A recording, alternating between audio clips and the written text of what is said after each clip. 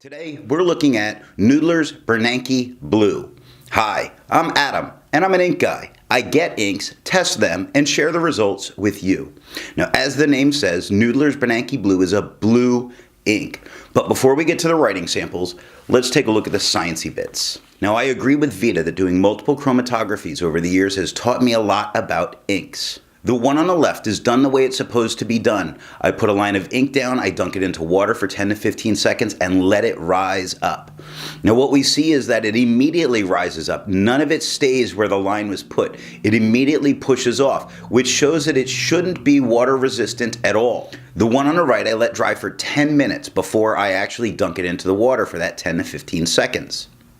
Now what we see here is the same thing. It immediately rises up, but it does not travel as far as the original sample did. But again, what we see is that this is not a waterproof ink, but there's no claims of being waterproof. Resistance tests are done to see how it can be expected to hold up on the paper, and more importantly, how difficult it might be to clean out of your pen. Now when we look at the highlighter, what we see is it immediately feathers and explodes out. Some of it becomes completely unreadable. So while it is nice that it's faster drying, it's not necessarily a good ink for students to use. The water droplet that I put down, I let it sit there for 30 seconds when I dabbed a paper towel, and it completely lifted this ink off the page. No waterproofness even after 3 days. So of course, Flush did the same thing. Flush completely removed it from the page and without a doubt, bleach. But there is no need to get to the point of Flush or bleach to clean this out of your pens. Now this is a bell curve, or a normal distribution.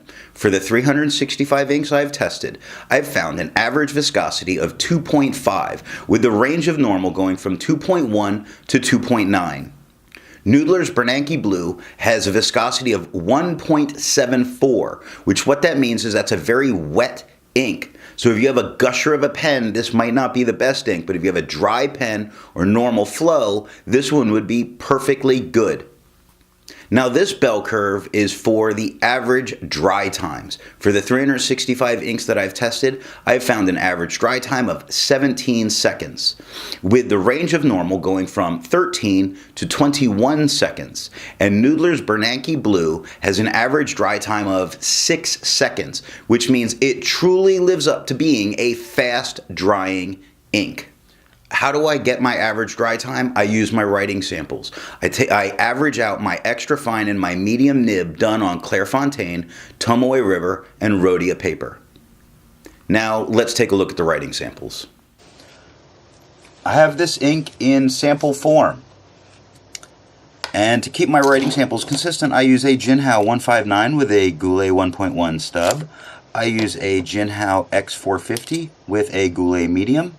And I use a Jinhao X750 with a Goulet Extra Fine. Let's look at Clairefontaine.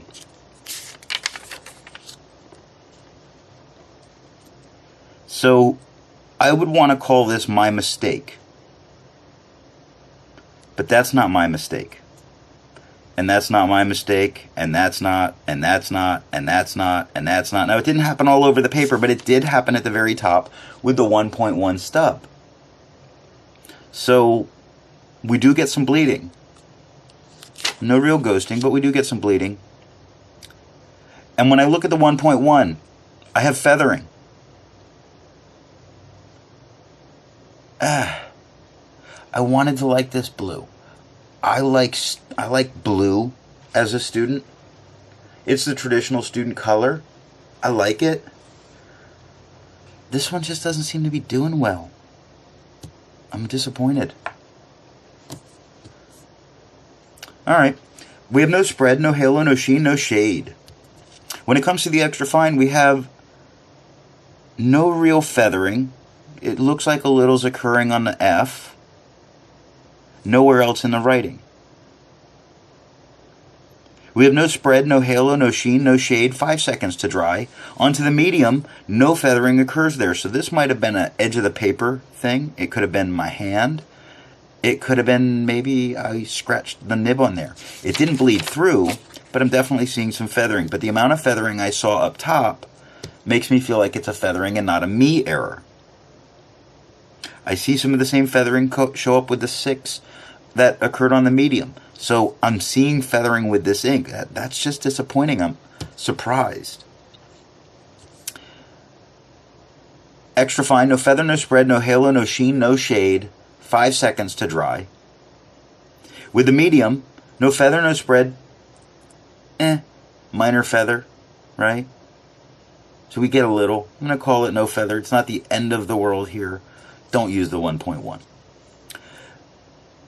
No spread, no halo, no sheen, no shade. 6 seconds to dry. Looking at the scrubby, we get no expected color variation. It shows much more on camera with the extra fine, but we don't actually get it as an in-person thing. Smear, you could recover that. I'm looking at Tomoe River. On Tomoe River, we have no bleeding. That follows the line of my writing, makes me feel it was me, and here I'm being aggressive. This might have been a paper that, because of when I'm cutting them up, I'm moving them across a board all the time, it might have gotten a scratch there.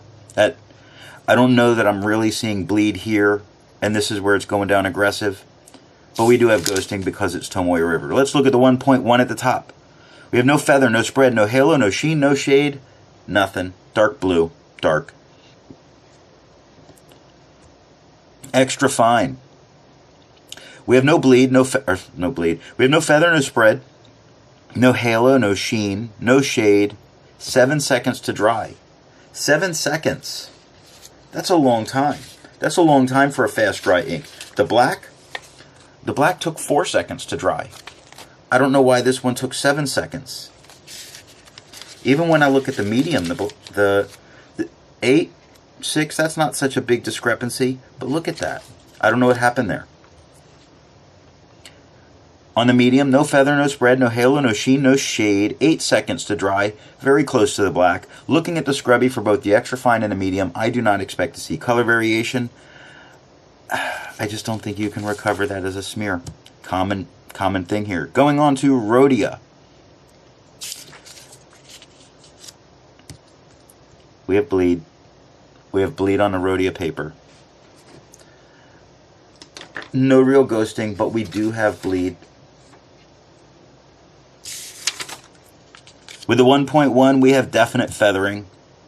No spread, no halo, no sheen, no shade. Crazy feathering. On the extra fine, I'm not seeing feathering. I see no spread, no halo, no sheen, no shade. 5 seconds to dry. I want to talk about my notes on this because it's interesting what occurred. So I use the FPR Himalaya with their flex nib to do this because I like to go ahead and torture myself. I'm going to use a fast dry aggressive ink with a flexi nib and put it down thick and then worry about what happens. But you could. This is a student priced pen. It's not expensive. So a student absolutely could wind up with this. And when I use that, I see feathering, still the Rhodia paper, all over the Noodlers where I'm not going in, very heavy at all. When I start getting heavier on the flex, I get feather. When I'm heavier down here in my writing, I get feather. And look at the back of the page. This is Rhodia paper. Bleed like crazy. So we're getting bleed like crazy with this ink on Rhodia paper. Granted, it's putting it down really thick right there. So use a drier pen. Use a drier pen. The medium, no feather, no spread, no halo, no sheen, no shade. 6 seconds to dry.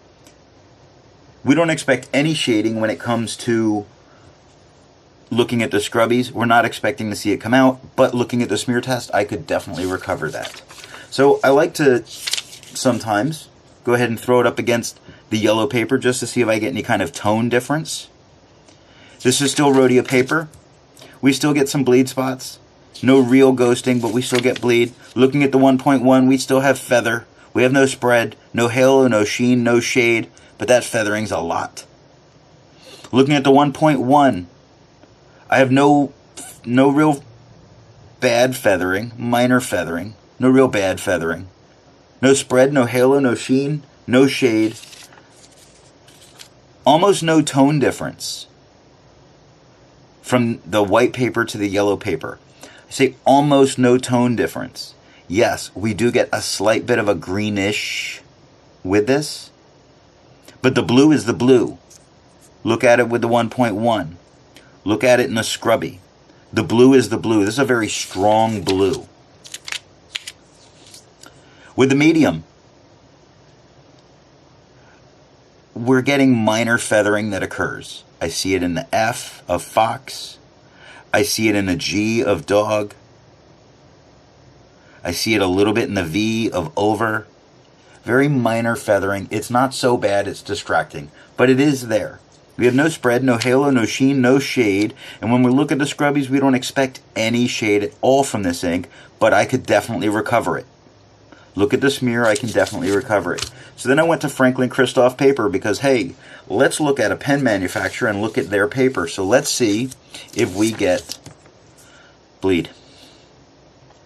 Now, Franklin Kristoff has not always done the best for me in it. I don't mind that it's a very matte finish that I get from them.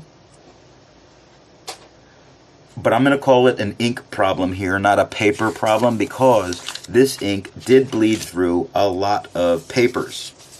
Since it's bleeding through a lot of papers, I don't want to blame Franklin Kristoff paper for this.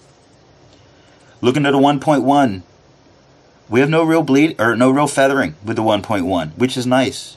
We had a lot of feathering with other papers, but we didn't get it here. We have no spread, no halo, no sheen, no shade. Looking at the extra fine, we had no feathering. We had feathering on Rhodia. We have no feathering here on the Franklin Kristoff, which is not my favorite paper. It's not bad paper. It's just not my favorite paper, but we have no feathering. So it's getting that ink a little under control despite the bleeding problem. No feather, no spread, no halo, no sheen, no shade, 2 seconds to dry. On the medium, again, no feathering. It tamed this ink.